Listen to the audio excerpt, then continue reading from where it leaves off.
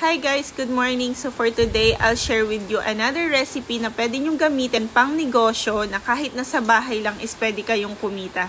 You can use also this recipe for trending na mini donuts. Ayan. So this time, puto muna ang gagamitin natin kasi wala naman akong maker ng donut.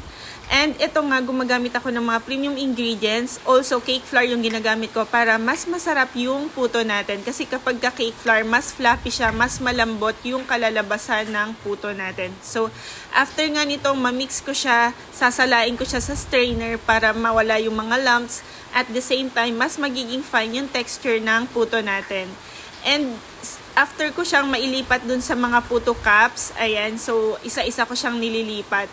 And lalagyan natin siya ng cheese. Sa cheese, syempre kung pangbenta, dapat pantay-pantay po yung measuring natin ng cheese natin, yung pagkakat ng cheese. And dahil personal consumption lang naman to, so ayan, kung ano-anong slice na ng cheese ang ginawa ko. Para mas umibabaw nga pala yung cheese, ilagay mo siya kapag ka naka-steam na siya ng konti. So after nga nyan is steam na natin. So hindi ko na siya na timer guys, pero mahinang-mahina lang yung apoy. Pwede nyo naman i-check at a time kung luto na.